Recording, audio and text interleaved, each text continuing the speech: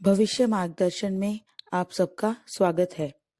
फागुन मास में शुक्ल पक्ष होली से पूर्व एक अत्यंत ही महत्वपूर्ण एकादशी व्रत है, आंवला एकादशी व्रत।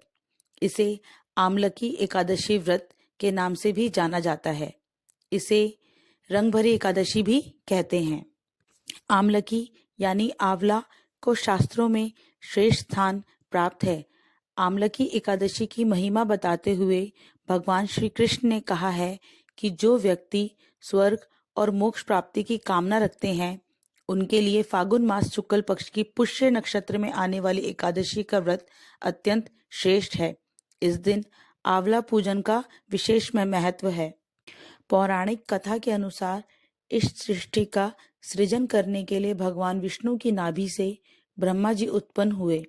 उनको स्वयं के बारे में जानने की चाह हुई। वह जानना चाहते थे कि उनकी उत्पत्ति कैसे हुई। इन सवालों के जवाब जानने के लिए ब्रह्मा जी ने भगवान विष्णु की तपस्या आरंभ कर दी।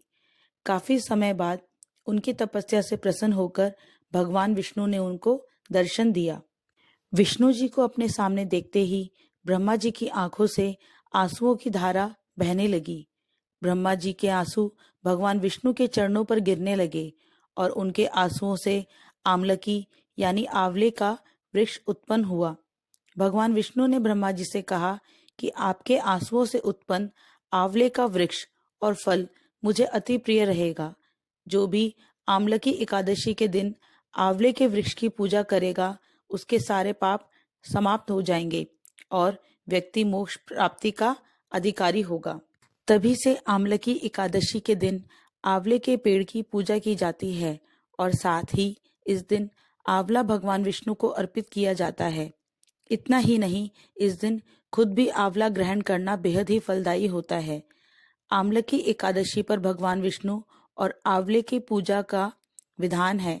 शास्त्रों में आमलकी एकादशी को लेकर यह वर्णन है कि जो भी इस व्रत की कथा या महिमा को जान सुन भी लेता है, उसके सभी काम सफल होते हैं और उसे शुभ फलों की प्राप्ति होती है।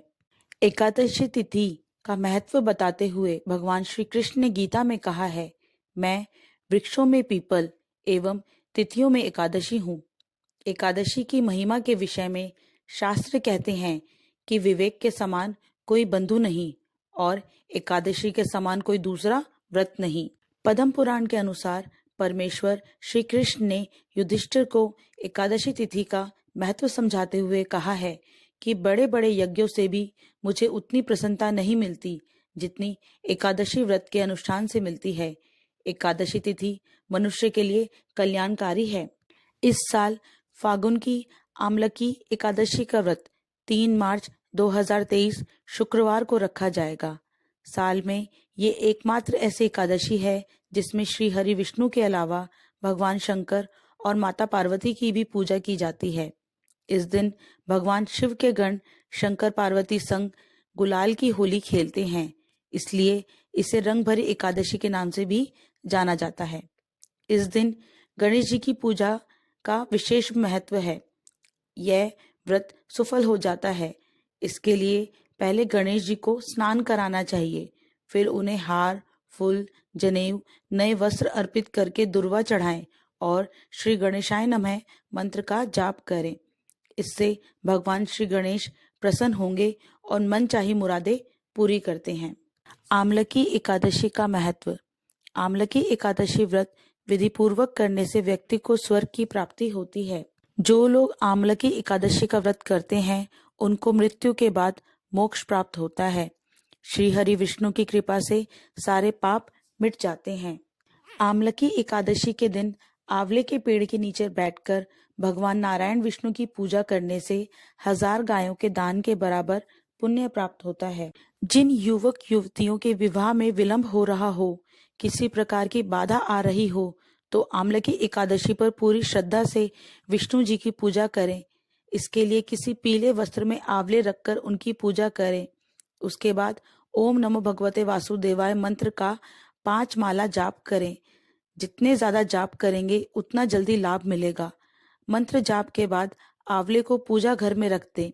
मान्यता है इससे शीघ्र विवाह के योग बनते हैं। आमलकी एकादशी पौराणिक कथा। माधानता बोले, हे वशिष्ठ जी, यदि आप मुझ पर कृपा करें तो किसी ऐसे व्रत की कथा कहिए जिससे मेरा कल्याण हो। महर्षि वशिष्ठ बोले कि हे राजन, सब व्रतों में उत्तम और अंत में मोक्ष देने वाली आमलकी एकादशी के व्रत का मैं वर्णन करता हूँ। यह एकादशी फागुन माह के शुक्ल पक्ष में होती है। इस व्रत को करने से समस्त पाप नष्ट हो जाते हैं। इस व्रत का फल 1000 गौदान के बराबर होता है। अब मैं आपसे एक पौराणिक कथा कहता हूँ, आप ध्यानपूर्वक सुनिए। एक वैदिश नाम का नगर था जिसमें ब्राह्मण, क्षत्रिय, वैश्य और शूद्र चारों वर्ण आनंद सहित रहते थे।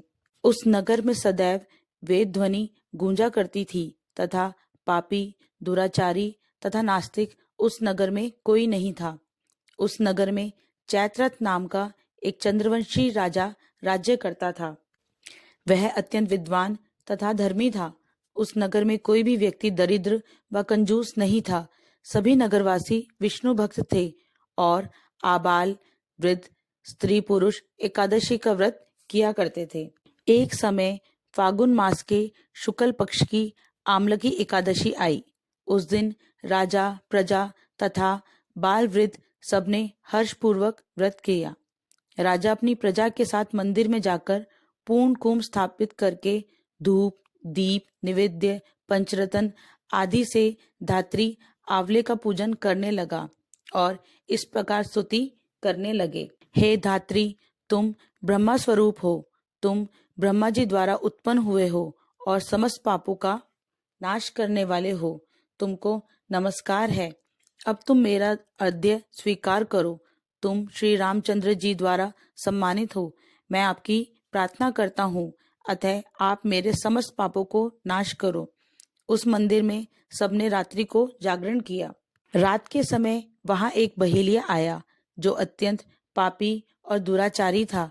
वह अपने कुटुंब का पालन जीव हत्या करके किया करता था। भूख और प्यास से अत्यंत व्याकुल वह बहेलिया इस जागरण को देखने के लिए मंदिर के एक कोने में बैठ गया और विष्णु भगवान तथा एकादशी महात्म्य की कथा सुनने लगा। इस प्रकार अन्य मनुष्यों की भांति उसने भी सारी रात जागकर बिता दी। प्रातःकाल होते ही सब लोग अपने घर चले गए तो बहेलिया भी अपने घर चला गया। घर जाकर उसने भोजन किया। कुछ समय बीतने के पश्चात उस बहेलिये की मृत्यु हो गई। मगर उस आमलिका एकादशी का व्रत और जागरण से उसने राजा विदुरथ के घर में जन्म लिया और उसका नाम वसुरथ रखा गया। युवा होने पर वह चतुरंगिनी सेना के सहित और धन धान्य से युक्त होकर 10,000 ग्रामों का पालन करने लगा। वह तेज में सूर्य के समान, क्रांति में चंद्रमा के समान और वीरता में भगवान विष्णु के समान और क्षमा में पृथ्वी के समान था। वह अत्यंत धार्मिक, सत्यवादी, कर्मवीर और विष्णु भक्त था। वह प्रजा का समान भाव से पालन करता था। दान देना उसका नित्य कर्तव्य था। एक दिन राजा शिकार खेलने के लिए गया। देवयोग से वह मार्ग भूल गया और दिशा ज्ञान न रहने के कारण उसी वन में एक वृक्ष के नीचे सो गया। थोड़ी देर बाद वहां पहाड़ी मलेच आ गए और राजा को अकेला देखकर मारो मारो शब्द कहते हुए राजा की ओर दौड़े। मलेच कहने लगे कि इसी दुष्ट राजा ने हमारे माता, पिता, पुत्र, पौत्र आदि अनेक संबंधियों को मारा है और देश से निकाल दिया, अतः इसको अवश्य मारना चाहिए। ऐसा कहकर वह मलेच उस राजा को मारने दौड़े और अनेक प्रकार के अस्त्र शस्त्र उस पर फेंके। सब अस्त्र शस्त्र राजा के शरीर पर गिरते ही नष्ट हो जाते और उनका वार पुष्प की समान प्रतीत होता। अब उन मलेच्छों के अस्त्र शस्त्र उल्टा उन्हीं पर प्रहार करने लगे, जिससे वह मूर्छित होकर गिरने लगे। उसी समय राजा के शरीर से एक दिव्य स्त्री उत्पन्न हुई। वह स्त्री अत्यंत सुंदर होते हुए भी उसकी भुकुटी टेढ़ी थी।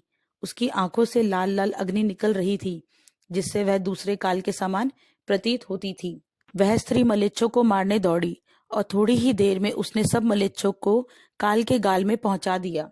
जब राजा सोकर उठा तो उसने मलेच्छों को मरा हुआ देखकर कहा कि इन शत्रुओं को किसने मारा?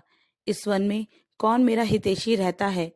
वह ऐसा विचार कर ही रहा था कि आकाशवाणी हुई, हे राजा, इस संसार में विष्णु भगवान के अतिरिक्त कौन तेरी सहायता कर सकता है। इस आकाशवाणी को सुनकर राजा अपने राज्य में आ गया और सुखपूर्वक राज्य करने लगा। महर्षि वशिष्ठ बोले कि हे राजन, यह आमलकी एकादशी के व्रत का प्रभाव था। जो मनुष्य इस आमलकी एकादशी का व्रत करते हैं वह प्रत्येक कार्य में सफल होते हैं और अंत में विष्णु लोक को जाते हैं। आमलकी एकादशी उपाय। एकादशी के दिन आंवले वृक्ष की 9 परिक्रमा करने और आंवले का सेवन करने से सौभाग्य और स्वास्थ्य का वरदान मिलता है। इस दिन भगवान परशुराम, श्री विष्णु तथा शिव पार्वती गौरा का पूजन करने का भी महत्व है। इस दिन माता पार्वती को श्रृंगार सामग्री चढ़ाने से सुहाग की उम्र बढ़ती है और जीवन में खुशहाली आती है। एकादशी की रात्रि में श्री विष्णु जी के समक्ष 9 बत्तियों का दीपक जलाने से शिव पार्वती तथा विष्णु लक्ष्मी का अपार धन से आशीर्वाद मिलता है। इस दिन पीपल में शक्कर युक्त जल अर्पित करने से शाम को पीपल की जड़ में घी का दिया जलाने से कर्ज, ऋण से मुक्ति तथा धन प्राप्ति के योग बनते हैं। इस दिन विष्णु तथा शिव को गुलाल अर्पित करने से आर्थिक परेशानियां दूर होती हैं। आशा है आपको ये जानकारी अच्छी लगी हो। ऐसी ही अधिक जानकारी के लिए हमारे चैनल को लाइक, शेयर व सब्सक्राइब करें।